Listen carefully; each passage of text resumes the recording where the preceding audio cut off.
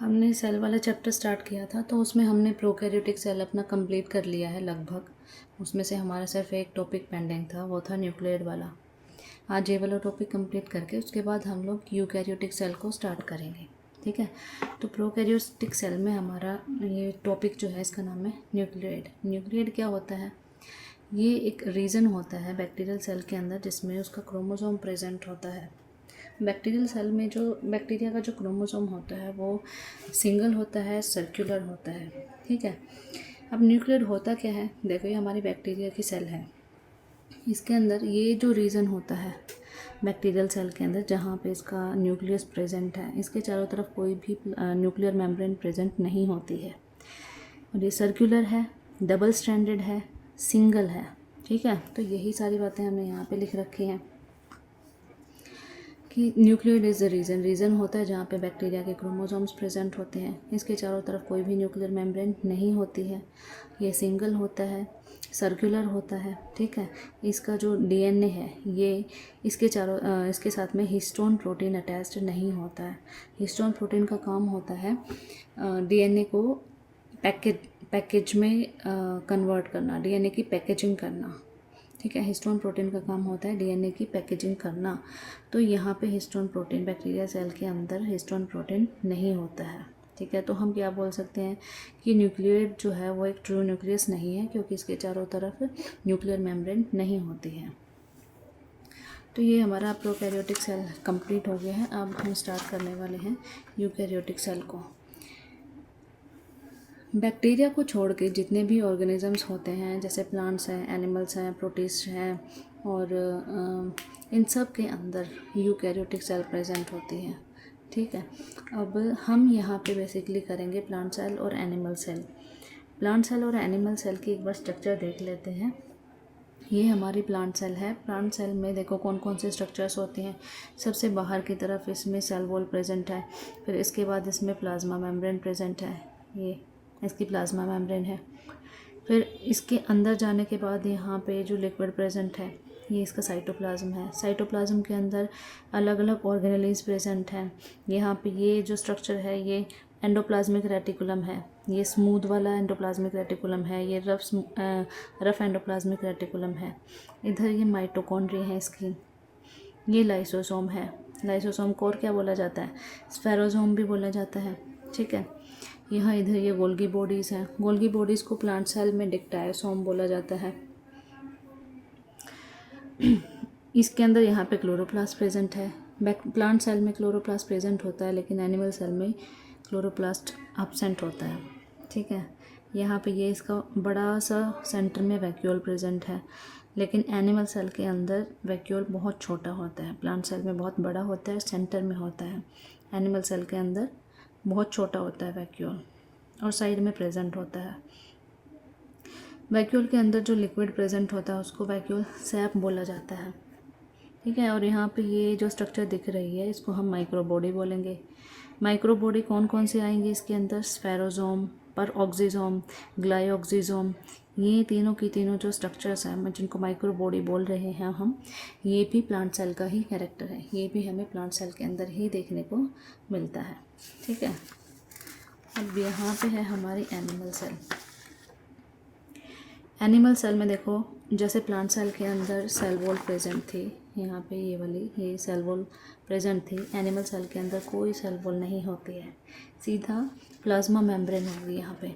ठीक है, ये प्लाज्मा मेम्ब्रेन है इसके अंदर जाने के बाद इसमें साइटोप्लाज्म है। ये जो लिक्विड है, इस लिक्विड को हम बोल देते हैं साइटोप्लाज्म। साइटोप्लाज्म में ऑर्गेनेलीज मिलेंगी। कौन कौन सी ऑर्गेनेली? देखो, माइटोकॉन्ड्रिया है, प्लांट सेल में भी थी। गोल्गी बॉडीज़ हैं, प्लांट सेल में भी थी। Smooth endoplasmic reticulum, rough endoplasmic reticulum plant cell में भी था। यहाँ पे ये वैक्यूल दे रखा है। देखो प्लांट सेल में कितना बड़ा वैक्यूल है, कितना बड़ा वैक्यूल है, और सेंटर में प्रेजेंट है। लेकिन एनिमल सेल के अंदर वैक्यूल बहुत छोटा होता है और साइड में ही प्रेजेंट होता है। ठीक है, ये इधर इसका लाइसोसोम है। ये कुछ माइक्रो बॉडीज़ होते हैं, माइक्रो ट्यूब्यूल्स होते हैं, साइटोस्केलेटन्स जो स्ट्रक्चर प्रोवाइड करने का काम करते हैं सेल को, वो प्रेजेंट होते हैं। इनको माइक्रो ट्यूब्यूल या फिर माइक्रोफिलामेंट्स बोलते हैं। ये भी प्रेजेंट होते हैं एनिमल सेल के अंदर। यहाँ पे फिर ये एक स्ट्रक्चर है जिसको हम बोलते हैं सेंट्रोसोम।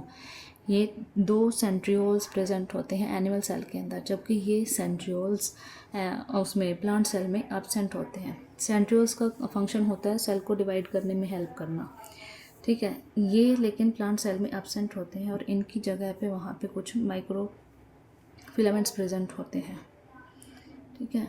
तो सेल डिवीज़न में वो वहाँ पे हेल्प करते हैं और यहाँ पे सेंट्रियोल प्रेजेंट होते हैं। सेंट्रियोल एनिमल सेल में होते हैं लेकिन प्लांट सेल में प्रेजेंट नहीं होते हैं। फिर ये इसका न्यूक्लियस है, इसकी ये एनिमल प्लांट सेल का न्यूक्लियस देखो, ये प्लांट सेल का न्यूक्लियस है।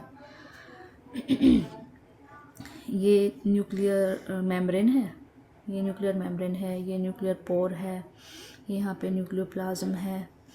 इसी तरीके से यहाँ पे एनिमल सेल के अंदर भी देखो न्यूक्लियस, ये न्यूक्लियर मेम्ब्रेन है, ये वाली न्यूक्लियर मेम्ब्रेन है। यहाँ पे जो पोर्स प्रेजेंट होते हैं इनको हम न्यूक्लियर पोर बोलेंगे, ठीक है। और यहाँ पे ये जो स्ट्रक्चर है ये न्यूक्लियोलस है हमारा। और यहाँ पे जो इसका डीएनए प्रेजेंट है, ये जो क्रोमोसोम्स हैं इसके, इसको हम बोल देंगे क्रोमेटिन फाइबर्स, ठीक है। तो ये हमारी वो है एनिमल सेल है। ये हमने प्लांट सेल भी देख ली, एनिमल सेल भी देख ली, ठीक है। अब इनमें एक बार कंपैरिजन करके देख लेते हैं। ये देखो, ये हमारे प्लांट सेल और एनिमल सेल में डिफ्रेंशिएट करेंगे हम। एनिमल सेल में सेल वॉल नहीं होती है जबकि प्लांट सेल में प्रेजेंट होती है। इसमें प्लास्टिड्स एब्सेंट होते हैं जो कि फोटोसिंथेसिस में रोल परफॉर्म करते हैं अपना, जबकि प्लांट सेल में होते हैं क्योंकि प्लांट सेल को फोटोसिंथेसिस करना होता है। इनका वैक्यूल स्मॉल होता है और साइड में प्रेजेंट होता है, जबकि इनका वैक्यूल बहुत लार्ज होता है और सेंटर में प्रेजेंट होता है।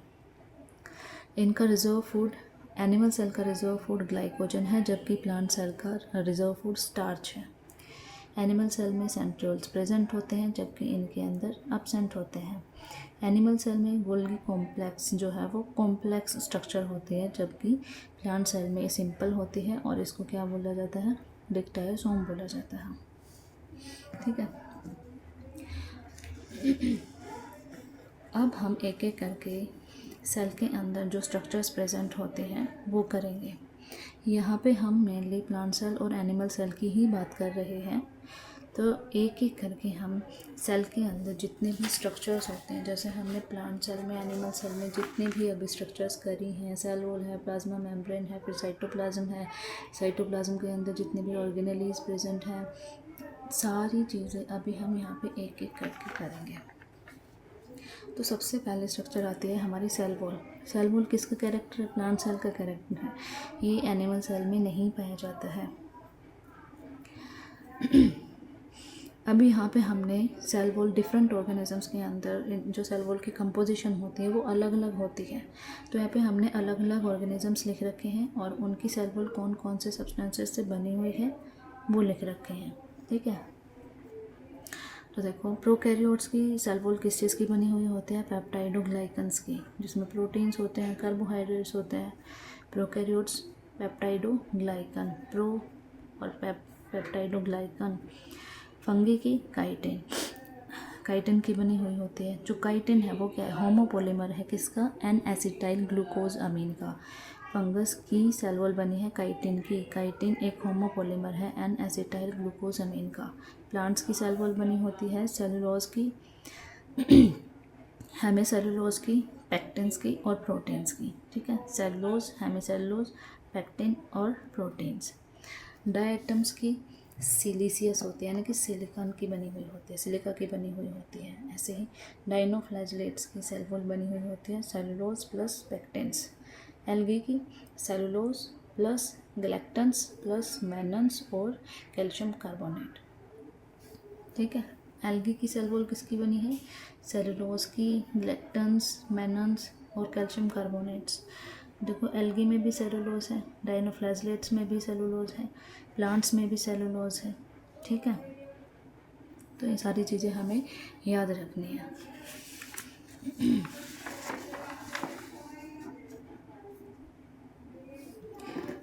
अभी देखो प्लांट सेल वॉल के बारे में बात करेंगे हम यहाँ पे।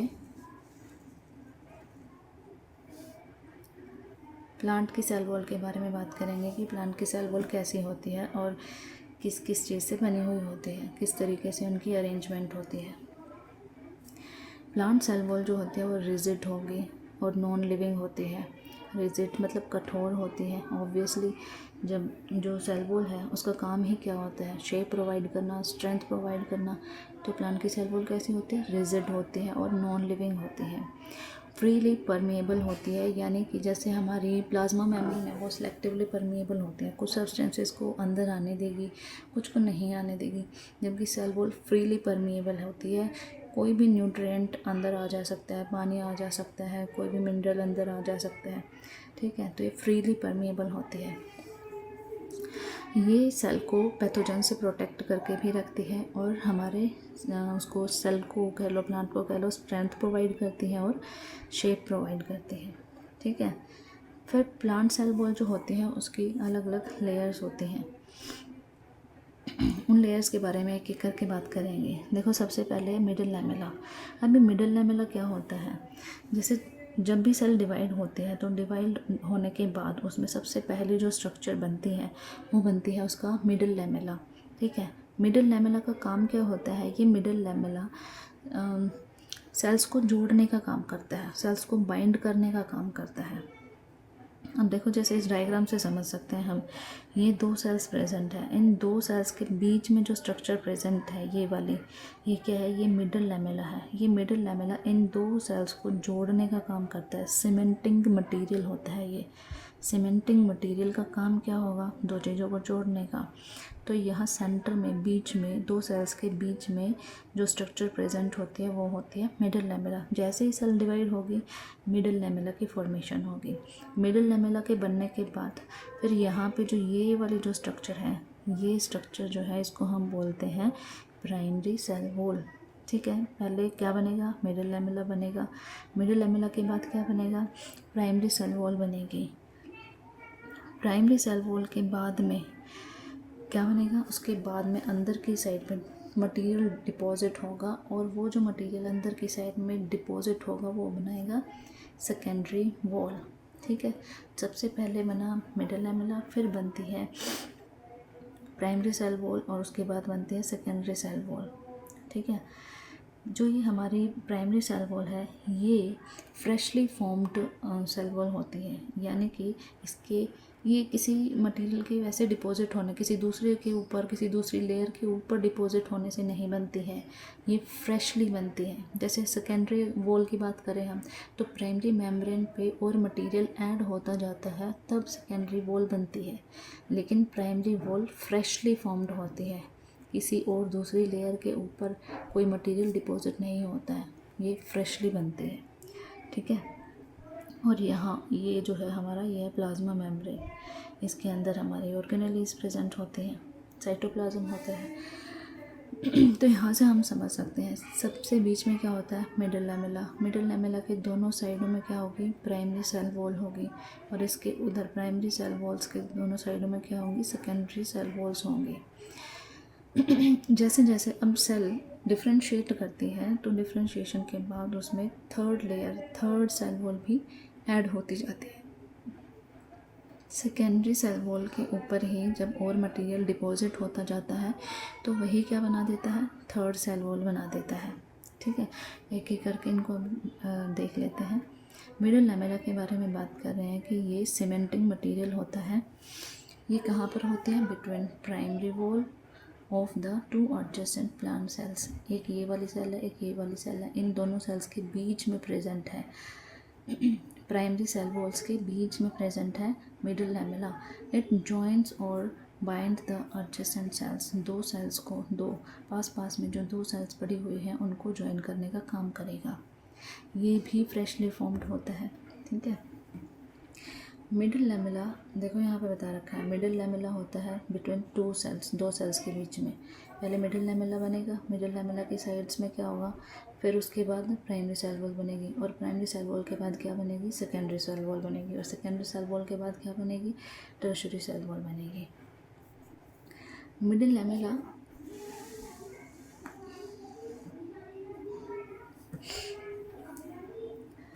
मिडिल लैमेला किस चीज़ का बना हुआ होता है, कंपोजिशन क्या होती है इसकी, ये बनता है कैल्शियम पैक्टेट से। ठीक है, कैल्शियम और मैग्नीशियम पैक्टेट से।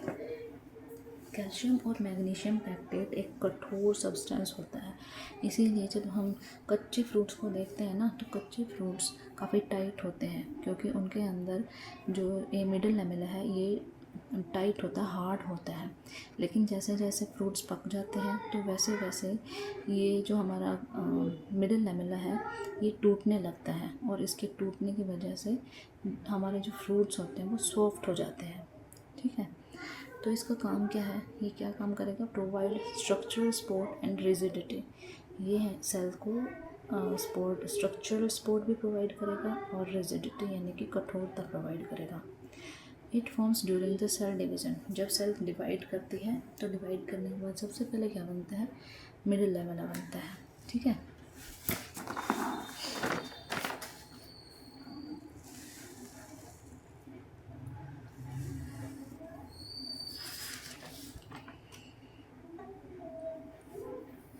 अभी हम बात करेंगे प्राइमरी सेल वॉल की। अभी इससे पहले था हमारा मिडिल लैमेला, ये हमने मिडिल लैमेला किया, उसके बाद है हमारी प्राइमरी सेल वॉल। ये इधर दोनों सेल्स हैं, 2 सेल्स हैं, और यहाँ पे ये इनकी प्राइमरी सेल वॉल्स हैं। ठीक है, अभी हम इसके बारे में बात कर रहे हैं, प्राइमरी सेल्स के बारे में, प्राइमरी सेल वॉल के बारे में।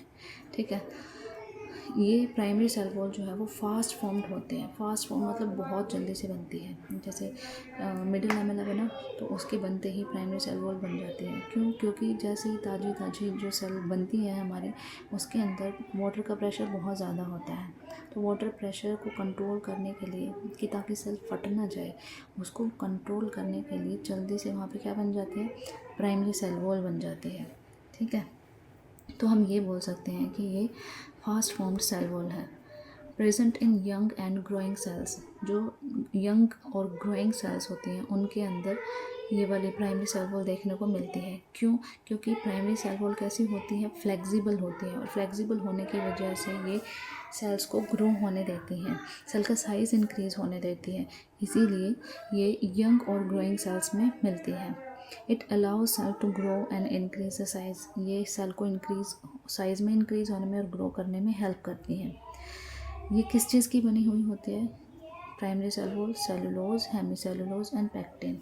ठीक है, मिडिल लैमेला किस चीज़ का बना हुआ था, ये था कैल्शियम और मैग्नीशियम पैक्टेट का, कैल्शियम और मैग्नीशियम पैक्टेट का बना हुआ था। ठीक है, और इनका काम क्या होता है, हार्डनेस प्रोवाइड करना। और प्राइमरी सेल वॉल किस चीज़ की बनी हुई है, सेलुलोज, हेमीसेलुलोज और पैक्टिन की बनी हुई है। अब मेन पॉइंट्स क्या हैं इसकी, प्राइमरी सेल वॉल का, ये यंग सेल्स में होती है, ग्रोइंग सेल्स में होती है, थिन होती है और फ्लेक्सिबल होती है। फ्लेक्सिबल होने की वजह से ही ये सेल के साइज़ को ग्रो होने देती है। फिर इसके बाद आते हैं हमारे secondary cell wall, middle lamella, फिर उसके बाद प्राइमरी सेल वॉल, फिर उसके बाद प्राइमरी सेल वॉल के अंदर की साइड में अभी मटेरियल डिपॉजिट होगा, और वही क्या बनाएगा, वही सेकेंडरी सेल वॉल बनाएगा। ये प्राइमरी सेल वॉल और ये सेकेंडरी सेल वॉल। ठीक है, बाहर की तरफ क्या है, मिडिल लैमेला, फिर प्राइमरी सेल वॉल, और मिडिल प्राइमरी सेल वॉल के अंदर की साइड में क्या बनेगी, सेकेंडरी सेल वॉल बनेगी। तो ये है हमारी secondary cell wall, formed inside the primary cell wall. Primary cell wall के अंदर की साइड में बनेगी। Develop after the cell has stopped growing, ये तब बनती है जब सेल ने ग्रो करना बंद कर दिया होता है, और जब सेल को कोई एक पर्टिकुलर फंक्शन परफॉर्म करना होता है, या फिर सेल अब डिफ्रेंशिएट हो गई है और उसने कोई पर्टिकुलर अपना फंक्शन चूज़ कर लिया, वो परफॉर्म करना स्टार्ट कर देती है, ये तब बनती है। ये कैसी होती है, थिक होती है। प्राइमरी सेल वॉल कैसी होती है, थिन होती है, फ्लेक्सिबल होती है। लेकिन ये कैसी होती है, थिकर होती है और मोर रिजिड होती हैं देन प्राइमरी सेल वॉल। इसमें क्या होता है, यानी कि इसकी कंपोजिशन किस किस चीज़ से बनी हुई होती है, ये होती है लिग्निन से बनी हुई होती है। इसके अंदर होता है लिग्निन, सुबेरिन और क्यूटिन। ये इन 3 सब्सटेंसेस से बनती है, लिग्निन, सुबेरिन और क्यूटिन। ठीक है, contain lignin which provide extra strength and rigidity. Lignin क्या करता है, एक्स्ट्रा स्ट्रेंथ और रिजिडिटी प्रोवाइड करने का काम करेगा। ये किस में मिलती है, मोस्टली मैच्योर या फिर डिफरेंशिएटेड सेल्स के अंदर पाई जाती है और इसका काम क्या होता है, मैकेनिकल सपोर्ट प्रोवाइड करना। प्राइमरी सेल वॉल का काम होता है फ्लेक्सिबिलिटी प्रोवाइड करना ताकि हमारी सेल क्या कर सके, ग्रो कर सके। मेन पॉइंट्स क्या है इसके, ये अंदर की साइड में बनती है, ये रिजिड होती है, थिक होती है और लिग्निफाइड होती है। ठीक है। अब देखो, जब हमारी सेकेंडरी सेल वॉल बन गई तो सेकेंडरी सेल वॉल के अंदर भी और मटेरियल डिपॉजिट होता है जब सेल डिफरेंशिएट करती है तो। और मटेरियल डिफरेंशिएट होने की वजह से अंदर की साइड में अब टर्शरी सेल वॉल भी बनती है।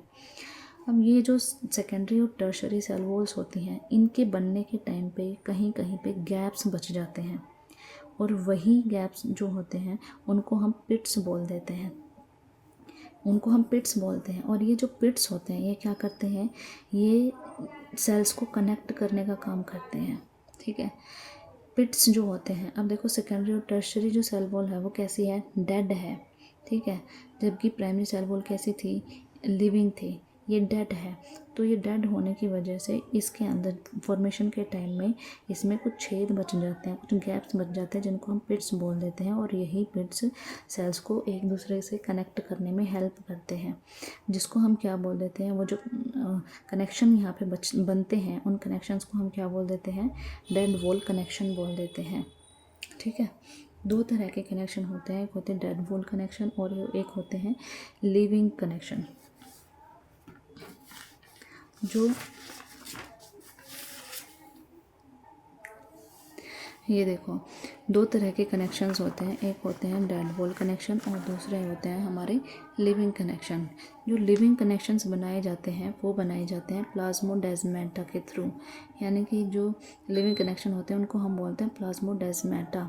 अब ये कैसे बनते हैं, इसमें क्या होगा, दो सेल है मान लो कि आसपास में, एक ये सेल है और एक ये सेल है। अब यहाँ पे ये जो एंडोप्लाज्मिक रेटिकुलम है ना इस सेल का, ये क्या करता है, ये इस तरीके से एक सेल से दूसरे सेल में चला जाता है। सेल डिवीज़न जब होता है तो उस टाइम पे एंडोप्लाज्मिक रेटिकुलम एक सेल से दूसरे सेल के अंदर इस तरीके से चला जाता है। ठीक है। और यहाँ पे जो स्पेस बचता है तो इस पे सेकेंडरी और टर्शरी जो वॉल होती हैं वो डिपॉजिट नहीं हो पाती हैं। तो अब क्या हो गया, यहाँ पे ये एक ट्यूब बन जाती है और इस ट्यूब के थ्रू क्या होता है, इस ट्यूब के थ्रू ये जो साइटोप्लाज्मिक मटेरियल है वो एक सेल से दूसरे सेल में ट्रांसफ़र हो पाता है। ये जो हमारे यहाँ पे कनेक्शन बनते हैं, इन कनेक्शंस को हम बोल देते हैं प्लाज्मोडेस्माटा।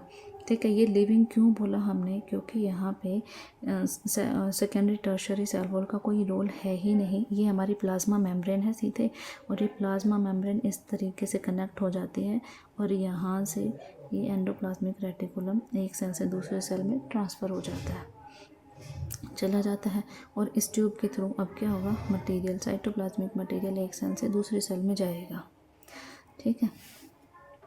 अब यहाँ पे देखो, ये जो कनेक्शन बना है इसमें क्या है, सबसे पहले ये प्लाज्मा मेम्ब्रेन है हमारी। ठीक है।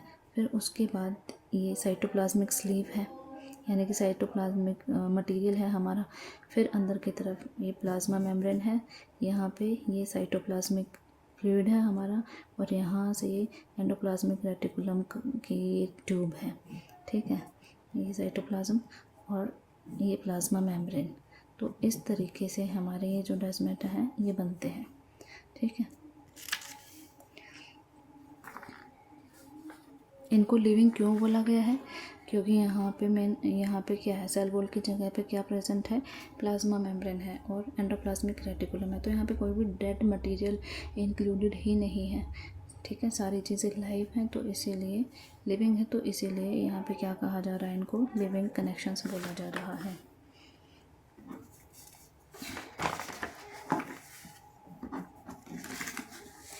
तो हमने अभी मिडिल लैमेला कर लिया, प्राइमरी सेल वॉल कर लिया, सेकेंडरी सेल वॉल कर लिया। ठीक है। हमने प्लांट की पूरी सेल वॉल की 3 लेयर्स होती हैं, तीनों की तीनों लेयर्स कर ली हैं। अब हम करेंगे permeability of cell wall. Cell wall जो है वो परमेबल होती है। अभी हमने करा कि सेल वॉल फ्रीली परमेबल होती है, कोई भी न्यूट्रिएंट, मिनरल, वाटर उसके अंदर से आ जा सकता है। वो प्लाज्मा मेम्ब्रेन की तरह सिलेक्टिव नहीं होती है। Plant cell wall is freely permeable. ये अलाउ करती है वाटर को, गैसेस को और मैनी स्मॉल मॉलिक्यूल्स को, सोल्यूट्स को इसके अंदर से, पोर्सेस के अंदर से आने और जाने के लिए। It does not selectively control entry और exit of the substances. Plasma membrane की तरह सिलेक्टेड मटेरियल्स को ही आने जाने नहीं देती है। Cell wall is freely permeable but plasma membrane is selectively permeable. वही बात बता रखी है यहाँ पे कि सेल वॉल क्या है, सेल वॉल फ्रीली परमेबल है और प्लाज्मा मेम्ब्रेन सेलेक्टिवली परमेबल है। अभी हम सेल वॉल के फंक्शन देखेंगे क्या क्या होते हैं। प्रोटेक्शन का काम करती है ये। मैकेनिकल इंजरी जहाँ पे भी हो जाएगी वहाँ पे प्रोटेक्शन प्रोवाइड करेगी। एक्सटर्नल स्ट्रेस से सेल को बचा के रखेगी। बारिश आई है, तेज़ हवाएं चल रही हैं या फिर बाहर से किसी भी तरीके का फोर्स अप्लाई हो रहा है प्लांट में, तो उन सब से ये बचाने का काम करेगी क्योंकि ये स्ट्रेंथ प्रोवाइड करती है। शेप को मेंटेन करके रखती है। मैकेनिकल स्ट्रेंथ प्रोवाइड करती है, ठीक है। सेल को फटने से बचाती है। सेल टू सेल कम्युनिकेशन, एक सेल के दूसरे सेल से कम्युनिकेशन कराने में, यानी कि एक सेल को दूसरे सेल के साथ कनेक्ट करने में हेल्प करती है बाय प्लाज्मोडेस्माटा, ठीक है। Provide cytoplasmic connections between neighbouring cells, जैसे अभी हमने किया था प्लाज्मोडेस्माटा है, प्लाज्मोडेस्माटो के थ्रू ये सेल टू सेल कम्युनिकेट कराती है। Help in plant growth, plant की ग्रोथ कराने में हेल्प करती है। Primary cell wall is flexible and allow cell to expand during growth. जब भी प्लांट को ग्रोथ करनी होती है तो प्राइमरी सेल वॉल फ्लेक्सिबल होने की वजह से उसका साइज़ इंक्रीज़ हो पाता है और वो ग्रो कर पाता है। अभी यहाँ पे प्लाज्मोडेस्माटा के बारे में बता रखा है, एक बार इसको रीड कर लेते हैं। These are microscopic cytoplasmic channels. ये साइटोप्लाज्मिक चैनल्स हैं क्योंकि यहाँ पे साइटोप्लाज्म भी एक सेल से दूसरे सेल तक जाता है। Present through the cell wall of the adjacent cells, connect the cytoplasm of neighboring cells। neighboring cells होते हैं, उनके cytoplasm को connect करते हैं ये। They facilitate cell to cell communication, movement of substances between the adjacent cells। Cell wall and osmosis। Cell wall के through क्या होता है, ऑस्मोसिस होता है। जैसे कि हम देखते हैं ना कि जब प्लांट की जो रूट्स होती हैं वो पानी को एब्जॉर्ब कर लेती हैं, वो किस प्रोसेस के थ्रू करते हैं, ऑस्मोसिस के थ्रू ही तो करती हैं। तो सेल वॉल ऑस्मोसिस करके पानी को या फिर मिनरल्स को इनटेक करने में हेल्प करती हैं। When a plant cell is placed in a hypotonic solution, जब हम किसी सेल को हाइपोटोनिक सॉल्यूशन के अंदर रखते हैं,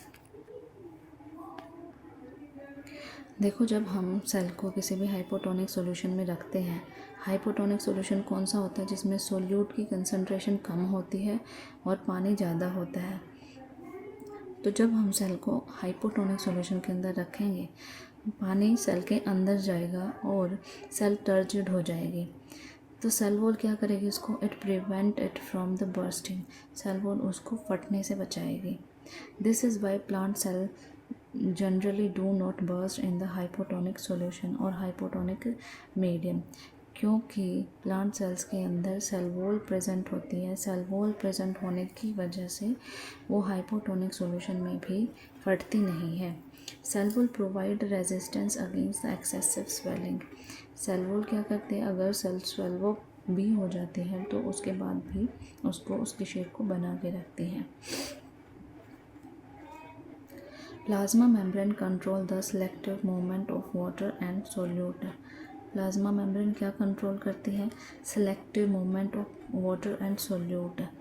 पानी को और सोल्यूट को सेलेक्टेड वाटर सोल्यूट, यानी कि जितना उसको चाहिए है वो सिर्फ उतने ही सब्सटेंसेस को अंदर आने देगी और उतने ही सब्सटेंसेस को बाहर जाने देगी, ठीक है। ठीक है, तो यहाँ पे जो पॉइंट हमने बता रखा है वो ये बता रखा है कि सेल वॉल जब ऑस्मोसिस का प्रोसेस होता है और ऑस्मोसिस के प्रोसेस के दौरान अगर सेल को हमने अगर हाइपोटोनिक सॉल्यूशन में रखा है और पानी ज़्यादा अंदर आ रहा है, पानी का प्रेशर बढ़ रहा है, पानी का प्रेशर बढ़ने के बाद भी सेल फटती नहीं है। क्यों नहीं फटती है? क्योंकि उसके पास सेल वॉल प्रेजेंट है। सेल वॉल स्ट्रेंथ प्रोवाइड करती है, मैकेनिकल सपोर्ट प्रोवाइड करते हैं, जिसकी वजह से सेल फटती नहीं है। तो यहाँ पे ओस्मोसिस का और सेल वॉल का हमने ये कनेक्शन यहाँ पे बता रखा है कि सेल वॉल ओस्मोसिस होने के बाद भी, सेल के अंदर पानी ज़्यादा होने के बावजूद भी सेल को फटने नहीं देती है, सेल को बर्स्ट होने से बचाती है। ठीक है, तो अभी हमने सेल वॉल के बारे में कर लिया, सेल वॉल की तीनों लेयर्स हमने कर ली हैं, सेल वॉल के फंक्शन हमने कर लिए हैं। अभी हम आते हैं प्लाज्मा मेम्ब्रेन पे। हमने जो स्ट्रक्चर देखी थी उसमें प्लांट सेल की पहले क्या थी? सेल वॉल थी। सेल वॉल के बाद क्या था? प्लाज्मा मेम्ब्रेन थी। तो अभी हम प्लाज्मा मेम्ब्रेन के बारे में बात करेंगे। प्लाज्मा मेम्ब्रेन की स्ट्रक्चर प्लांट, एनिमल्स, प्रोकैरियोट, चाहे कोई भी हो, सबके अंदर ही सेम होती है। ठीक है, also called cell membrane. Plasma membrane को सेल मेम्ब्रेन भी बोला जाता है। Outermost covering of the cell, ये आउटर मोस्ट कवरिंग होती है सेल की। अब देखो, प्लांट जो होते हैं, प्लांट की सेल में सबसे आउटर मोस्ट कवरिंग क्या है? सेल वॉल है। लेकिन एनिमल्स की बात करेंगे तो एनिमल्स में आउटर मोस्ट कवरिंग क्या होती है? प्लाज्मा मेम्ब्रेन, क्योंकि उनमें सेल वॉल तो प्रेजेंट होती ही नहीं है ना। Separate the internal content of the cell from the, plasma membrane क्या करती है? बाहर के सेल के अंदर के और बाहर के एनवायरनमेंट को मेंटेन करके रखती है, सेपरेट करके रखती है। ठीक है, present both in the prokaryotes and eukaryotes. Plasma membrane सभी में होते हैं, प्रोकैरियोट्स में भी और यूकैरियोट्स में भी। इसकी केमिकल कंपोजिशन यानी कि किस किस सब्सटेंसेस से बनी होगी है, तो इसमें पाए जाते हैं बेसिकली हमारे लिपिड्स, प्रोटीन्स, कार्बोहाइड्रेट्स और कोलेस्ट्रॉल। ये चार सब्सटेंसेस मिलके क्या बनाते हैं? हमारे प्लाज्मा मेम्ब्रेन को बनाते हैं। लिपिड्स, प्रोटीन्स, कार्बोहाइड्रेट्स और कोलेस्ट्रॉल। कोलेस्ट्रॉल जो होता है वो एनिमल सेल के अंदर होता है, प्लांट सेल में नहीं मिलता है। ठीक है, अब एक बार हम थोड़ा सा इसके स्ट्रक्चर को इसके डायग्राम से समझेंगे। ठीक है, ये देखो, प्लाज्मा मेम्ब्रेन हमारी बनी हुई होती है फॉस्फोलिपिड की बाइलेयर से, यानी कि फॉस्फोलिपिड्स की जो दो लेयर्स प्रेजेंट होती हैं इस तरीके से, एक इधर और एक इधर, तो ये बनी हुई होती है फॉस्फोलिपिड बाइलेयर से। ठीक है, हाँ देखो, इसमें ये जो हमारा लिपिड का मॉलिक्यूल है एक, इसके दो पार्ट्स हैं। एक हेड है, ये सर्कुलर शेप का है, और दो इस तरह के स्ट्रक्चर्स हैं इसके। ठीक है, तो ये जो सर्कुलर शेप की जो स्ट्रक्चर है इसको हम हेड बोलेंगे, और जो ये वाले जो स्ट्रक्चर्स हैं इनको हम टेल बोलेंगे। ठीक है, ये जो हेड होता है हमारा, ये पोलर होता है नेचर में। ठीक है, और जो हमारी टेल है ये नॉन पोलर होती है, ये नॉन पोलर होती है। अब देखो, जो हेड है हमारा ये पानी की तरफ है, यानी कि इस तरफ पानी प्रेजेंट है, इस तरफ पानी प्रेजेंट है।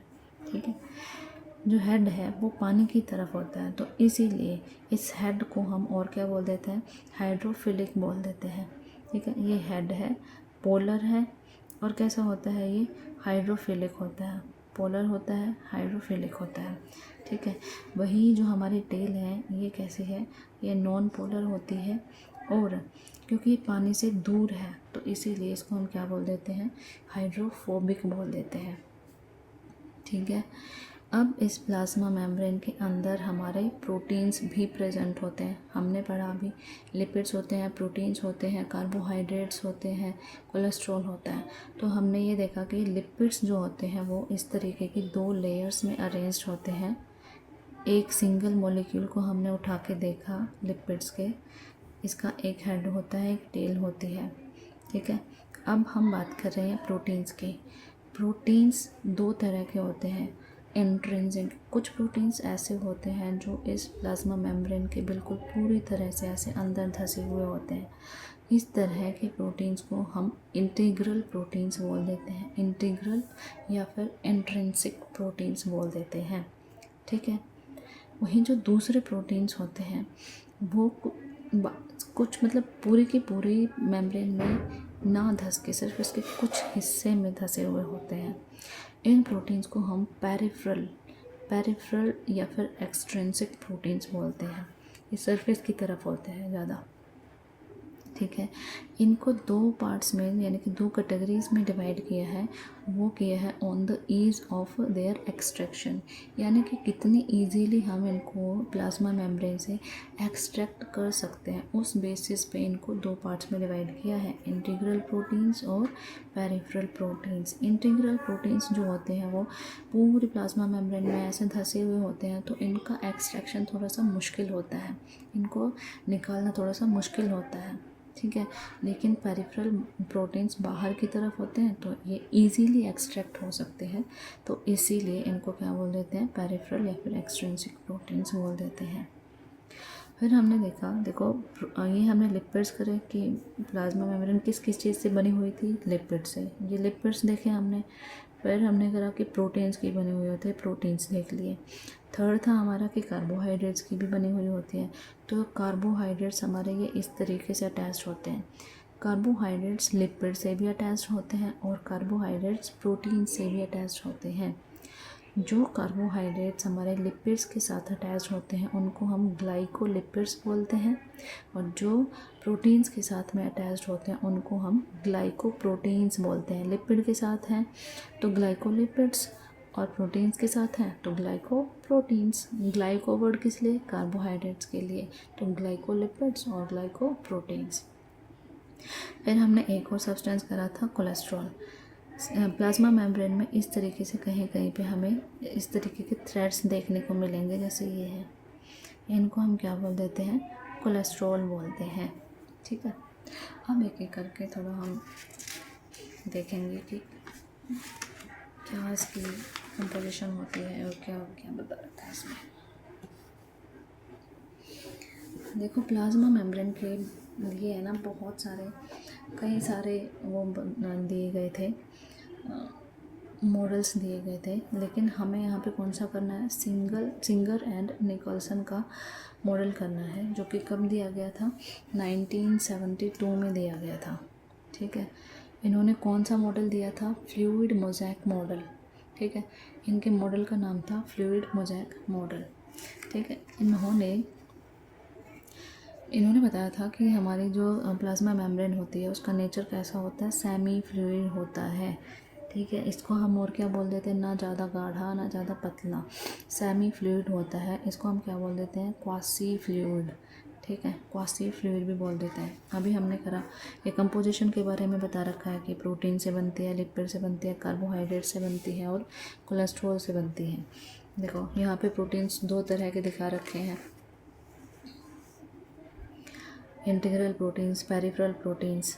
इंटीग्रल प्रोटीन्स को और क्या बोल देते हैं, ट्रांस मेम्ब्रेन, क्योंकि पूरी मेम्ब्रेन के अंदर से ऐसे गए हुए होते हैं तो इसीलिए इनको क्या बोल देते हैं, ट्रांस मेम्ब्रेन बोल देते हैं। इनको डिवाइड किया गया है on the basis of ease of extraction. ये दिखा रखे, देखो ये वाले इंटीग्रल प्रोटीन्स हैं और ये वाले पेरिफेरल प्रोटीन्स हैं हमारे। लिपिड्स के बारे में बता रखा है, लिपिड का ये एक मॉलिक्यूल है, ये पोलर हेड है इसका, हाइड्रोफिलिक, ये नॉन पोलर है, ये वाला हिस्सा नॉन पोलर है, इसको हाइड्रोफोबिक बोलते हैं। Made up of saturated hydrocarbon, ये नॉन पोलर वाला जो रीजन है ये बनता है सैचुरेटेड हाइड्रोकार्बन से। दो तरह के कार्बोहाइड्रेट्स देखे हमने, ग्लाइकोप्रोटीन्स, ग्लाइकोलिपिड्स। फिर हमने देखा कोलेस्ट्रॉल, जो कि एनिमल सेल के अंदर प्रेजेंट होता है। इसका काम क्या होता है, स्ट्रेंथ प्रोवाइड करता है प्लाज्मा मेम्ब्रेन को, ठीक है। देखो एक इम्पोर्टेंट पॉइंट और है इसमें कि ये जो हमारा लिपिड मॉलिक्यूल है इसमें पोलर और नॉन पोलर दोनों चीज़ें प्रेजेंट होते हैं, यानी कि इसके पास पोलर पार्ट भी है, नॉन पोलर पार्ट भी है, और कोई भी ऐसी चीज़, ऐसा सब्सटेंस जिसके अंदर पोलर और नॉन पोलर दोनों ही पार्ट्स प्रेजेंट होते हैं उसको एम्फीपैथिक मॉलिक्यूल बोलते हैं। तो हम ये बोल सकते हैं कि हमारा जो लिपिड मॉलिक्यूल है वो एम्फीपैथिक मॉलिक्यूल है, ठीक है। अब इन्होंने, सिंगर और निकोलसन ने अपना जो मॉडल दिया उसका नाम था इनका फ्लूइड मोज़ैक मॉडल। तो इनके मॉडल का नाम इन्होंने मोज़ैक क्यों बोला, मोज़ैक इसलिए बोला क्योंकि अब देखो प्लाज्मा मेम्ब्रेन के अंदर जो प्रोटीन्स होते हैं, मोज़ैक का मतलब होता है जो कि छोटे छोटे अलग अलग तरह के बहुत सारे टुकड़ों को मिला के अगर हम कोई एक पीस बना दें तो हम उसको मोज़ेक बोलते हैं। प्लाज्मा मेम्ब्रेन में भी ऐसे ही हो रहा है कि यहाँ पे देखो अलग अलग प्रोटीन्स अलग अलग तरीके से अटैच्ड हैं, ठीक है। कहीं पे इंट्रिंसिक है, कहीं पे एक्सट्रिंसिक है, फिर कहीं पे इंट्रिंसिक है, फिर कहीं पे एक्सट्रिंसिक है। तो जो प्रोटीन्स की अरेंजमेंट है ना यहाँ पे, वो अलग अलग प्रोटीन्स अलग अलग तरीके से अटैच्ड हैं, ठीक है। इसीलिए उन्होंने इसको क्या बोला, मोज़ेक मॉडल बोला। और फ्लूइड क्यों बोला, फ्लूइड इसीलिए बोला क्योंकि इसके अंदर जो लिपिड्स है ना, लिपिड्स भी और प्रोटीन्स भी दोनों ही कुछ मूवमेंट शो करते हैं, और इन्हीं मूवमेंट्स की वजह से हमारे प्लाज्मा मेम्ब्रेन का नेचर फ्लूइड होता है। कभी ये जो लिपिड्स हैं ये इस तरीके से, मान लो कि ये यहाँ पे आ गया, फिर ये यहाँ पे आ गया, लेटरल पोजीशन चेंज कर सकते हैं, ये एक लेयर से दूसरे लेयर में जा सकते हैं, ठीक है, क्योंकि लिपिड्स मूवमेंट कर सकते हैं। इसी तरीके से प्रोटीन्स भी यहाँ से यहाँ चले गए, यहाँ से यहाँ आ गए, इस तरीके की मूवमेंट शो करते हैं, लेटरल मूवमेंट शो करते हैं। और ये अपने एक्सिस पे ऐसे भी रोटेट करते हैं, जिसको रोटेशनल मूवमेंट बोलते हैं। तो लिपिड्स और प्रोटीन्स दोनों ही कुछ मूवमेंट्स यहाँ पे शो करते हैं, इसीलिए उन्होंने इसको क्या बोला, फ्लूइड बोला नेचर में, ठीक है।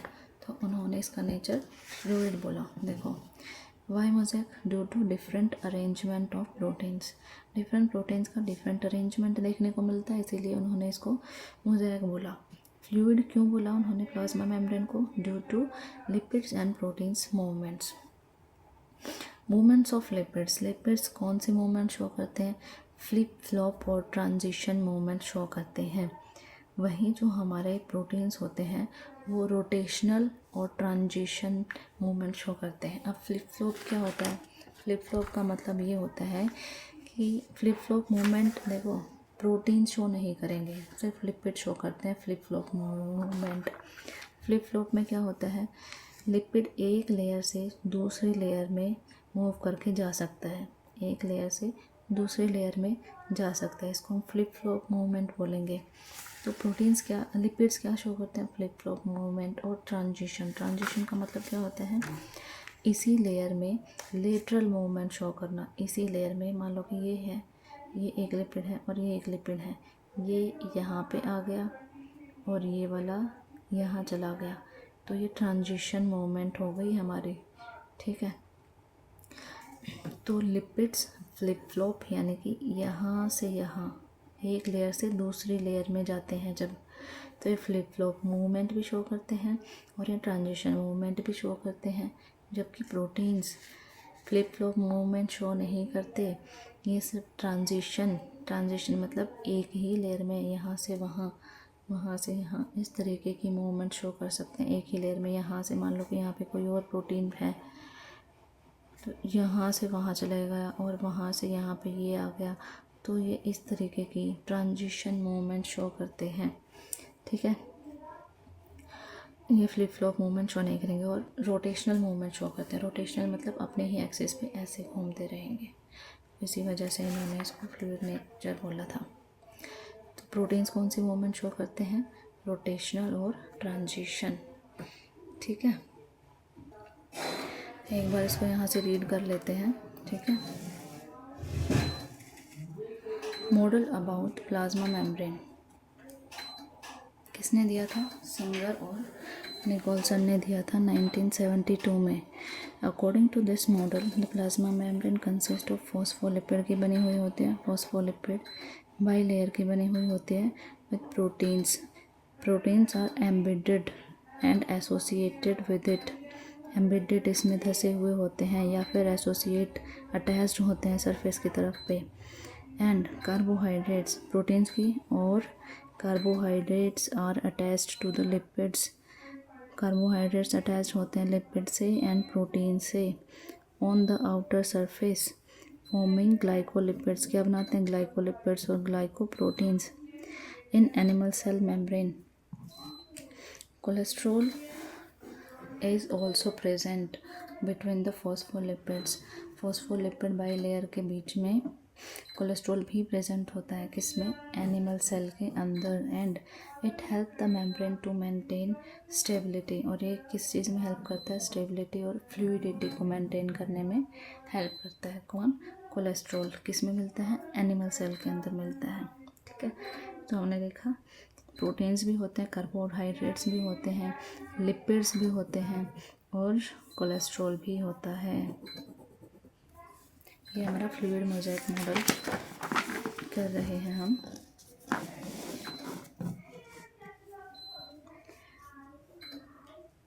इसमें देखो एक ट्रिक, मतलब याद रख सकते हैं मेन पॉइंट्स क्या हैं इसके। भाई फॉस्फोलिपिड बाईलेयर बेसिक फ्रेमवर्क बनाएगी। प्रोटीन्स एम्बेडेड और एसोसिएटेड भी हो सकते हैं। कार्बोहाइड्रेट्स लिपिड से भी अटैच होते हैं, प्रोटीन से भी अटैच होते हैं। और कोलेस्ट्रॉल एनिमल सेल में ही मिलता है और फ्लूइडिटी प्रोवाइड करता है। मेन फीचर क्या होंगे फॉस्फोलिपिड बाईलेयर के? Membrane consist of bilayer of phospholipid. Hydrophilic head कहाँ पर फेस करता है? To the aqueous surrounding. Hydrophilic कहाँ पर, किस साइड में होता है? बाहर की तरफ, सरफेस की तरफ होता है। जैसे ये है, ये हेड कहाँ पे होगा? सरफेस की तरफ होगा। Hydrophobic tail face toward, tail कहाँ पर होगी? Toward interior of the membrane, membrane के अंदर की साइड में प्रेजेंट होगा। ठीक है, अब प्रोटीन्स के बारे में बता रखा है। Proteins embedded in the lipid bilayer. Proteins are present within the bilayer. Some proteins are embedded partially, कुछ आधे अधूरे से धसे हुए होंगे, और कुछ प्रोटीन्स एक्सटेंड अक्रॉस द, पूरी की पूरी मेम्ब्रेन के अंदर से निकलेंगे, जिनको हम क्या बोल देते हैं? Membrane are called integral proteins. उनको हम इंटीग्रल प्रोटीन्स बोलेंगे, यानी कि जो मेम्ब्रेन के, पूरी मेम्ब्रेन के अंदर धसे हुए होते हैं, उनको हम क्या बोलेंगे? इंटीग्रल। फ्लूइड नेचर क्यों होता है इसका? Membrane called fluid because lipids can move laterally, क्योंकि लिपिड्स लेटरली मूव कर सकते हैं within the membrane. Many proteins can move within the lipid layer, proteins भी मूव कर सकते हैं।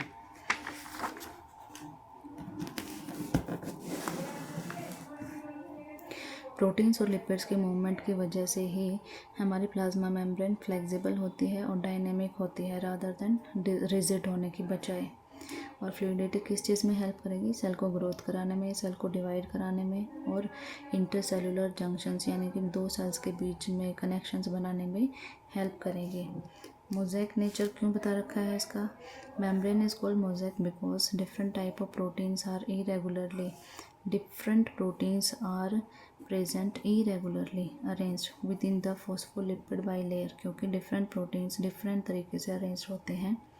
Give membrane mosaic like appearance, जिससे हमारी प्लाज्मा मेम्ब्रेन मोज़ेक लाइक दिखती है। कार्बोहाइड्रेट्स जो कि सरफेस पे, बाहर के सरफेस पे प्रेजेंट होते हैं, ये दो तरह के होते हैं जो प्रोटीन से अटैच होंगे, ग्लाइकोप्रोटीन्स लिपिड से, ग्लाइकोलिपिड। कोलेस्ट्रॉल एनिमल सेल्स में पाया जाता है। मेम्ब्रेन सेलेक्टिवली परमीएबल होती है। ये क्या करती हैं? Plasma membrane maintain cell's integral environment. Concentration of proteins and lipid cell to cell vary करती है। ठीक है, प्रोटीन्स की concentration cell to cell vary करेगी, अलग अलग सेल में अलग अलग कंसंट्रेशन पाई जाती है लिपिड्स की और प्रोटीन्स की।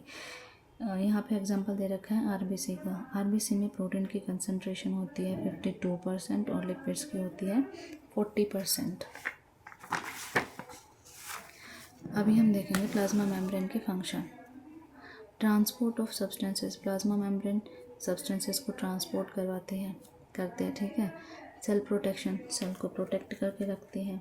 सेल कम्युनिकेशन कराती है, एक सेल को दूसरे सेल के साथ कनेक्ट करने का काम करती है। Cell membrane proteins and receptor, cell पे कुछ प्रोटीन्स प्रेजेंट होते हैं, अभी हमने देखा, और कुछ रिसेप्टर्स प्रेजेंट होते हैं। ये क्या करते हैं? जैसे ही इनके पास सिग्नल आता है एक्सटर्नल एनवायरनमेंट से, ये जो भी इनके पास सिग्नल आएगा उसको रिसीव करेंगे और उसके अकॉर्डिंग फंक्शन करेंगे। तो इस तरीके से हम बोल सकते हैं कि मान लो कि एक सेल ने मैसेज भेजा और दूसरी सेल के ऊपर प्रोटीन्स और रिसेप्टर्स प्रेजेंट हैं, उस सेल ने प्रोटीन्स और रिसेप्टर्स के थ्रू मैसेज को रिसीव किया और उसके अकॉर्डिंग फंक्शन किया जो उसको मैसेज मिला था। तो इस तरीके से हम बोल सकते हैं कि plasma membrane cell to cell communicate कराने में भी हेल्प करते हैं। सेल रिकॉग्निशन, प्लाज्मा मेम्ब्रेन के ऊपर जो कार्बोहाइड्रेट्स प्रेजेंट होते हैं और जो प्रोटीन्स होते हैं, ये जैसे ही कोई फॉरेन सब्सटेंस आता है या फिर कोई भी सेल आती है तो उसको रिकॉग्नाइज करते हैं कि ये भाई इनकी खुद की सेल है या फिर कोई फॉरेन पार्टिकल है। एंडोसाइटोसिस, प्लाज्मा मेम्ब्रेन एंडोसाइटोसिस में भी हेल्प करते हैं। एंडोसाइटोसिस का मतलब क्या होता है? किसी भी सब्सटेंस को अंदर ले लेना। Cell take substances from outside by forming the vessels. Plasma membrane क्या करती है, जैसे इसको कोई भी सब्सटेंस अगर यूज़फुल है इसके लिए तो उसको किस तरीके से लेती है ये, ऐसे मान लो कि यहाँ पे कोई भी सब्सटेंस इसके यूज़ का पड़ा हुआ है, यहाँ प्लाज्मा मेम्ब्रेन है तो ये अंदर की तरफ ऐसे धसेगी, फिर इसको क्या करेगी, इसके चारों तरफ इस तरीके से आएगी और यहाँ पे एक इस तरीके से क्या बना लेगी, वैक्यूल बना लेगी, वेसिकल बना लेगी, ठीक है। और उस वेसिकल को फिर अंदर ले जाएगी और फिर उसके अंदर जो भी सब्सटेंस था उसको यूज़ कर लेगी। तो प्लाज्मा मेम्ब्रेन एंडोसाइटोसिस का फंक्शन परफॉर्म करती है। फिर एक्सोसाइटोसिस, एक्सोसाइटोसिस का मतलब होता है किसी सब्सटेंस को बाहर रिलीज़ कर देना। तो बाहर किस चीज़ को रिलीज़ करेगी? वेस्ट मटेरियल को ही रिलीज़ करेगी। तो प्लाज्मा मेम्ब्रेन एंडोसाइटोसिस भी करती है, जो भी इसको यूज़फुल लगता है, जो भी सब्सटेंस इसके काम का है उसको अंदर ले लेती है by the formation of vesicle, ठीक है। एक्सोसाइटोसिस, जो इसको यूज़ का नहीं है उसको क्या करेगी, एक्सोसाइटोसिस के थ्रू बाहर निकाल देगी। एंडो मतलब अंदर की तरफ, एक्सो मतलब एग्जिट कर देगी उसको। Release waste material out of the cell by forming,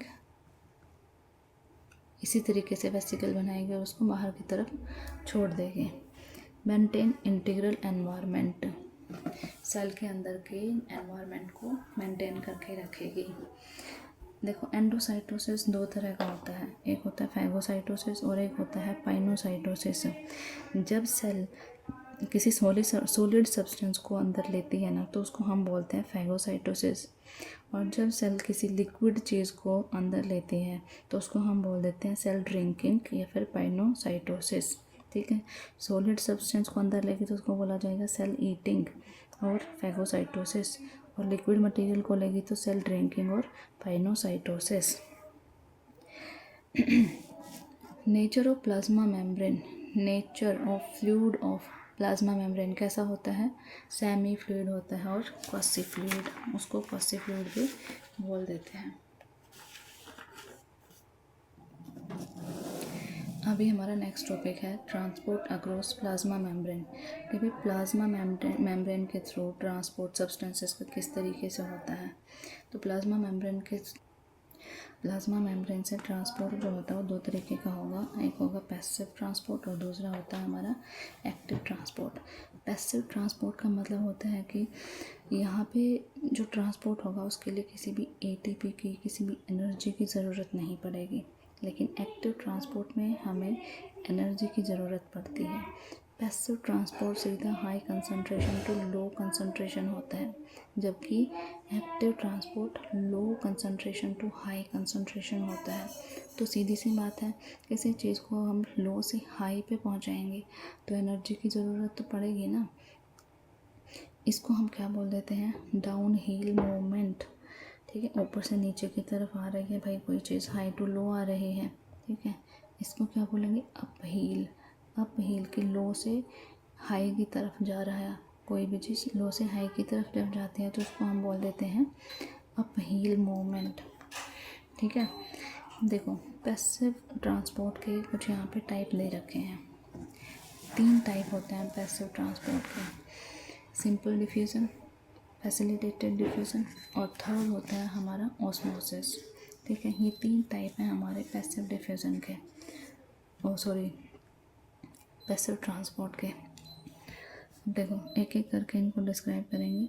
simple diffusion में क्या होगा? सिंपल डिफ्यूज़न में सोल्यूट सिंपली हाई कंसंट्रेशन से लो कंसंट्रेशन की तरफ चले जाते हैं जब तक इक्विलिब्रियम सेट नहीं होता है, यानी कि जब तक दोनों तरफ मटेरियल इक्वल नहीं हो जाता है, जब तक दोनों तरफ सोल्यूट इक्वल नहीं हो जाता है तब तक ट्रांसपोर्ट होता ही रहेगा, ठीक है। सिंपल डिफ्यूज़न का मतलब क्या होता है, सोल्यूट का हाई कंसंट्रेशन से लो कंसंट्रेशन की तरफ मूव करना जब तक कि इक्विलिब्रियम सेट ना हो जाए। ये किस किस का होता है सिंपल डिफ्यूज़न, किस किस का होता है, ऑक्सीजन का, CO2 का, स्टीरॉयड हार्मोन्स होते हैं। सिंपली हम देखते हैं oxygen high concentration to low concentration जाते हैं, इसी तरीके से CO2 भी high concentration to low concentration जाती हैं। तो इनके मूवमेंट के लिए, इनके ट्रांसपोर्ट के लिए कौन सा मेथड यूज़ होता है, सिंपल डिफ्यूज़न होता है। दूसरा है हमारा फैसिलिटेटेड डिफ्यूज़न। फैसिलिटेटेड डिफ्यूज़न में क्या होगा, material high concentration to low concentration तो जाएंगे, लेकिन यहाँ पे सिंपल नहीं जाएंगे, यहाँ पे हमें कुछ स्पेशल टाइप के उनकी ज़रूरत पड़ेगी, प्रोटीन्स की। यहाँ पे हमें कुछ स्पेशल टाइप की प्रोटीन्स की ज़रूरत पड़ती है मटेरियल्स को ट्रांसपोर्ट कराने के लिए। देखो इसमें high concentration to low concentration जाएगा, लेकिन यहाँ पे जो ट्रांसपोर्ट होगा ना, वो ऐसे सब्सटेंसेस का होगा जिनका साइज़ थोड़ा सा लार्ज होगा, या फिर वो सब्सटेंसेस पोलर होंगे, या फिर वो चार्ज्ड होंगे। ठीक है। अब पोलर का यहाँ पे क्या रोल है, देखो हमने प्लाज्मा मेम्ब्रेन में देखा कि यहाँ पे ये इसका जो हेड है ये पोलर है, लेकिन इसकी टेल नॉन पोलर है। अब जो पोलर सब्सटेंसेस का ट्रांसपोर्ट जब होगा, तो यहाँ से मान लो कि कोई भी सब्सटेंस आ रहा है, तो वो यहाँ से पोलर एरिया से तो क्रॉस करके चला जाएगा, लेकिन यहाँ पे ये वाला जो पार्ट है इसका, ये कैसा है, नॉन पोलर है। तो ये नॉन पोलर पार्ट इस पोलर सब्सटेंस को जाने नहीं देगा। तो उसके लिए हमें किस चीज़ की ज़रूरत पड़ेगी, उसके लिए हमें कुछ स्पेशल प्रोटीन्स की ज़रूरत पड़ती है। अब देखो यहाँ पर जैसे ये प्रोटीन्स हैं, यही प्रोटीन्स ट्रांसपोर्ट का भी काम करते हैं। यहाँ से सब्सटेंस क्या होगा, जो मान लो कि यहाँ पे पोलर सब्सटेंस है, वो यहाँ से नहीं ट्रांसपोर्ट हो पा रहा है, तो वो इस तरीके से प्रोटीन्स वहाँ पे प्रेजेंट होंगे प्लाज्मा मेम्ब्रेन में, और इन्हीं प्रोटीन्स के थ्रू मटेरियल अंदर आएगा और इस तरीके से प्लाज्मा मेम्ब्रेन के अंदर चला जाएगा। ठीक है। इस तरीके का जो ट्रांसपोर्ट होता है, इसको हम बोल देते हैं फैसिलिटेटेड डिफ्यूज़न, जिसमें हमें स्पेशल टाइप के प्रोटीन्स की ज़रूरत पड़ती है। क्यों पड़ती है, क्योंकि यहाँ पे ट्रांसपोर्ट ऐसे सब्सटेंसेस का हो रहा है, वो या तो चार्ज्ड सब्सटेंसेस हैं, या फिर पोलर सब्सटेंसेस हैं, या फिर वो लार्ज साइज़ के सब्सटेंसेस हैं। ठीक है। तो फैसिलिटेटेड डिफ्यूज़न में हमें स्पेशल टाइप के प्रोटीन्स की ज़रूरत पड़ी, एनर्जी की ज़रूरत नहीं पड़ी, स्पेशल टाइप के प्रोटीन्स की ज़रूरत पड़ी। ऐसे ही सिंपल डिफ्यूज़न में तो ना हमें प्रोटीन्स की ज़रूरत पड़ी और ना एनर्जी की ज़रूरत पड़ी। ऐसे ही simply high concentration to low concentration transport हुआ। ठीक है। फैसिलिटेटेड डिफ्यूज़न में हमें स्पेशल टाइप के प्रोटीन्स की ज़रूरत पड़ी। यहाँ पे किसका ट्रांसपोर्ट होता है फैसिलिटेटेड डिफ्यूज़न के थ्रू, ठीक। यहाँ पे हमारा जो एग्जाम्पल है वो है ग्लूकोज का ट्रांसपोर्ट फैसिलिटेटेड डिफ्यूज़न के थ्रू होता है। ठीक है। अब नेक्स्ट जो यहाँ पे प्रोटीन्स यूज़ होते हैं ना, वो दो तरह के होते हैं। एक होते हैं चैनल प्रोटीन्स और दूसरे होते हैं हमारे कैरियर प्रोटीन्स। अब चैनल प्रोटीन्स क्या करते हैं, तो दो तरह के प्रोटीन्स होते हैं यहाँ पे, एक होते हैं चैनल प्रोटीन्स और दूसरे होते हैं carrier proteins. Channel protein simple proteins होते हैं जिनके बीच में पोर बनता है और सिंपली सब्सटेंस एक साइड से दूसरी साइड में चले जाते हैं मूव करके। जबकि जो कैरियर प्रोटीन्स होते हैं ये अपनी स्ट्रक्चर को चेंज कर लेते हैं और स्ट्रक्चर को चेंज करके तब सब्सटेंसेस को एक पार्ट से दूसरे पार्ट में ट्रांसफ़र करते हैं। ठीक है। जैसे कि यहाँ देखो, ये जो मैंने बनाया है यहाँ पे, ये चैनल प्रोटीन है। इसमें सिंपली क्या होगा, अगर कोई सब्सटेंस यहाँ पे पड़ा हुआ है, सीधा इस पोर से इस तरफ ट्रांसफ़र हो जाएगा। ठीक है। इसको चैनल प्रोटीन बोलेंगे हम। जबकि कैरियर प्रोटीन में क्या होगा, ये कैरियर प्रोटीन है हमारा, यहाँ पे कोई सब्सटेंस पड़ा हुआ है। ठीक है। ये सब्सटेंस आएगा अंदर की तरफ, यहाँ पे फिट होगा, फिर इसी प्रोटीन की क्या हो जाएगी, स्ट्रक्चर चेंज हो जाएगी, और ये यहाँ पे देखो, ये जो सब्सटेंस था, इस सब्सटेंस को यहाँ पे ऐसे रिलीज़ कर देगा अपने स्ट्रक्चर को चेंज करके। ठीक है। यहाँ इस साइड से ओपन था और यहाँ पे ये इधर बंद हो जाता है और इधर ओपन हो जाता है, ठीक है।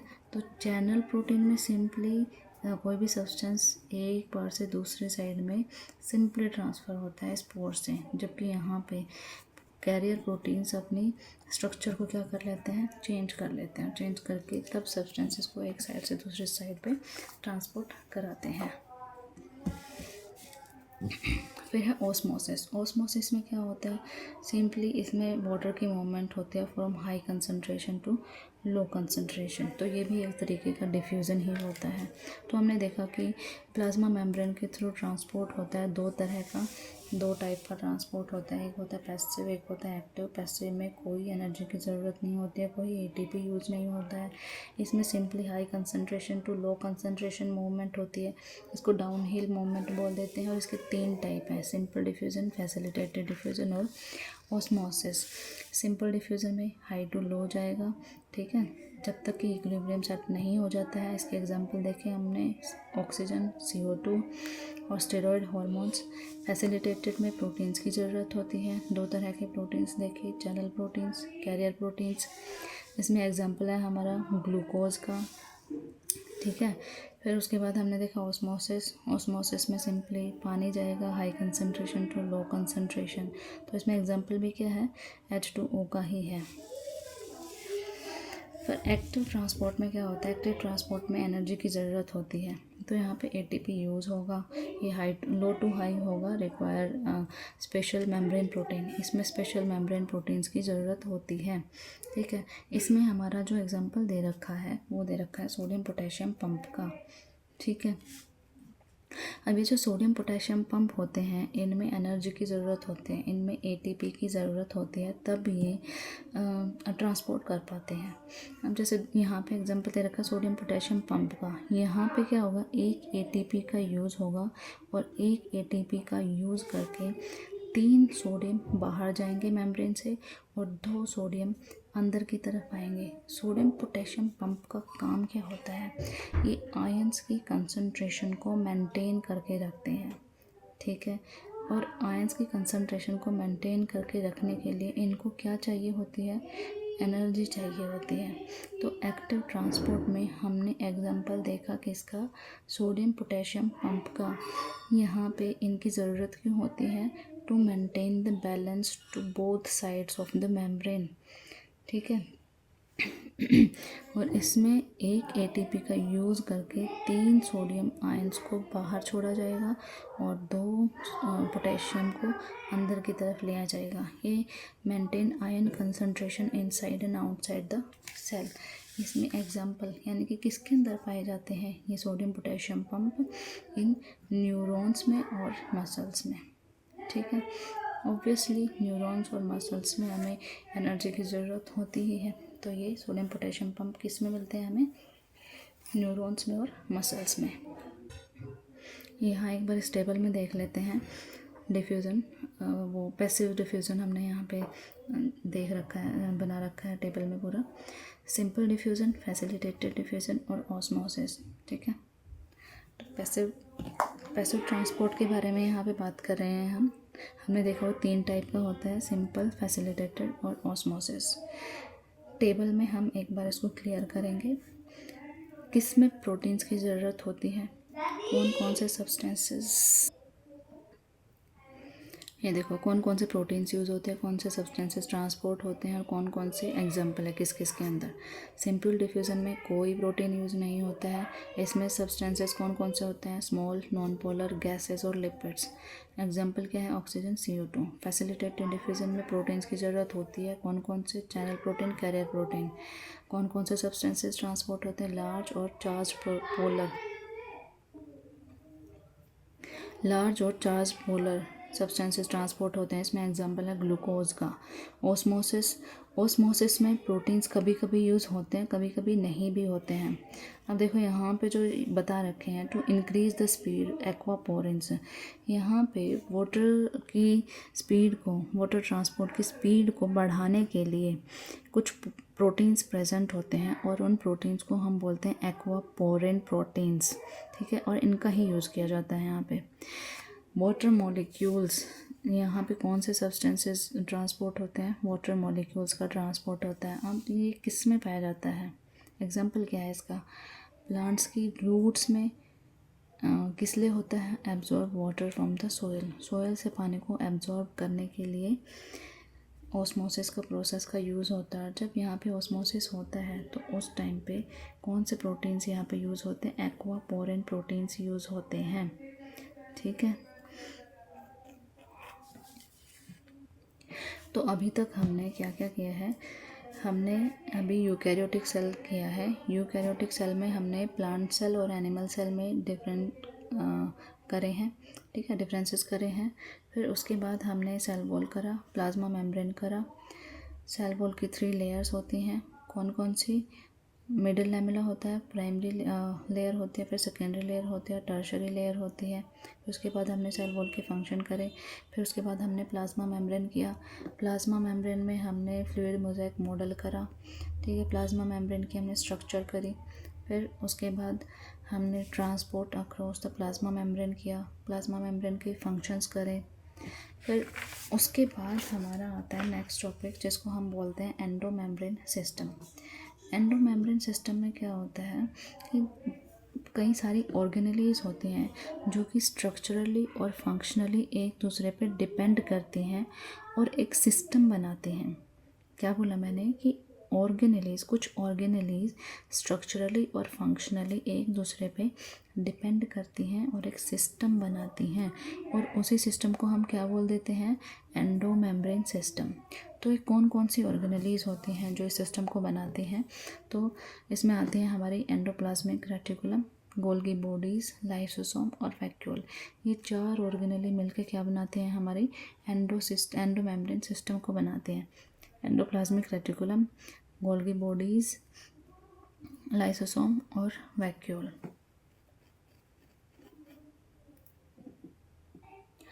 एक एक करके हम सारी ऑर्गेनेलीज के बारे में बात करेंगे। सबसे फर्स्ट है हमारी एंडोप्लाज्मिक रेटिकुलम।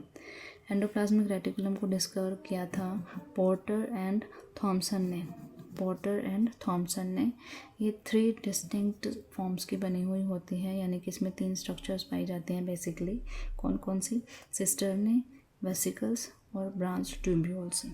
सिस्टर्नी जो स्ट्रक्चर्स होती हैं वो कैसी होती हैं, ऐसी ट्यूब्स होती हैं, ठीक है, लॉन्ग ट्यूब जैसे ऐसे स्ट्रक्चर्स होती हैं। ये रफ एंडोप्लाज्मिक रेटिकुलम में ज़्यादा पाई जाती हैं। ऐसी होंगी, लॉन्ग होंगी, फ्लैट होंगी, अनब्रांच्ड सैक लाइक स्ट्रक्चर्स होते हैं। सिस्टर्नी जो है वो अनब्रांच्ड सैक लाइक स्ट्रक्चर्स होती हैं और पैरेलली अरेंज्ड होती हैं, एक दूसरे के साथ में ऐसे पैरेलली अरेंज्ड होती हैं। फिर वेसिकल्स। वेसिकल्स इस तरह की ओवल शेप्ड स्ट्रक्चर्स होती हैं, Oval and rounded membrane bound structures. Membrane bound होती है, ऑब्वियसली मेम्ब्रेन होती है इनके चारों तरफ, ठीक है। उसके बाद है ट्यूब्यूल्स। ट्यूब लाइक स्ट्रक्चर्स होती हैं और forming a dynamic structure, dynamic structure बनाएंगी, और ये किस में मिलते हैं, स्मूथ एंडोप्लाज्मिक रेटिकुलम में। रफ एंडोप्लाज्मिक रेटिकुलम में कौन सी स्ट्रक्चर ज़्यादा मिलती है, सिस्टर्नी, जबकि स्मूथ एंडोप्लाज्मिक रेटिकुलम में क्या ज़्यादा मिलेगा, ट्यूब्यूल्स ज़्यादा मिलेंगे, ठीक है। SER में ट्यूब्यूल्स ज़्यादा होते हैं और सिस्टर्नी में, रफ एंडोप्लाज्मिक रेटिकुलम में सिस्टर्नी ज़्यादा होती हैं, ठीक है। तो ये 3 स्ट्रक्चर्स होती हैं जो एंडोप्लाज्मिक रेटिकुलम को बनाती हैं, सिस्टर्नी, वेसिकल्स और ट्यूब्यूल्स, ठीक है। अब एक बार डिफ्रेंशिएट कर लेते हैं हम स्मूथ एंडोप्लाज्मिक रेटिकुलम को और रफ एंडोप्लाज्मिक रेटिकुलम को। देखो इसमें राइबोसोम्स अटैच्ड होते हैं। ये जो डॉट डॉट से स्ट्रक्चर्स हमने देखी अभी यहाँ सिस्टर्नी के ऊपर, ये डॉट्स लाइक स्ट्रक्चर्स हमने देखी हैं अभी, ये राइबोसोम्स होते हैं, ठीक है। तो स्मूथ रफ एंडोप्लाज्मिक रेटिकुलम में राइबोसोम्स अटैच्ड होते हैं, इसमें राइबोसोम्स एब्सेंट होंगे। These are attached, ribosomes are attached to the cytoplasmic surface of the RER. Due to ribosomes ये रफ दिखते हैं और ये स्मूथ दिखते हैं। ये अबंडेंट होंगे किसमें, उन सेल्स के अंदर जो जिनको ज़्यादा फंक्शन परफॉर्म करना पड़ता है, जो ज़्यादा एक्टिव रहती हैं, ठीक है, जिनको ज़्यादा प्रोटीन सिंथेसाइज करना पड़ता है, ये उनमें ज़्यादा मिलते हैं, ठीक है। ये उन सेल्स में मिलेंगी जिनको लिपिड्स की फॉर्मेशन ज़्यादा करनी पड़ती है, ठीक। जैसे कि यहाँ पे एग्जांपल दे रखा है RER का, पैनक्रिएटिक सेल्स और प्लाज्मा सेल्स। इन सेल्स में RER ज़्यादा मिलेगा, जबकि स्मूथ एंडोप्लाज्मिक रेटिकुलम किन सेल्स में मिलता है, एडिपोज सेल्स में और लेडिक सेल्स में। RER किस में ज़्यादा मिलता है, पैनक्रिएटिक सेल्स में, जहाँ पे प्रोटीन ज़्यादा सिंथेसाइज करना पड़ता है, पैनक्रिएटिक सेल में, प्लाज्मा सेल में। जबकि जहाँ पे लिपिड प्रोड्यूस करने की ज़्यादा ज़रूरत होती है उनमें SCR मिलता है, जैसे कि एडिपोज सेल में, लेडिक सेल में, इनमें SCR मिलता है, ठीक है। अभी इनके फंक्शन देखो क्या क्या होते हैं। RER का फंक्शन क्या क्या होगा भाई, देखो, ये प्रोटीन सिंथेसाइज करेगा, ये प्रोटीन की प्रोसेसिंग करेगा,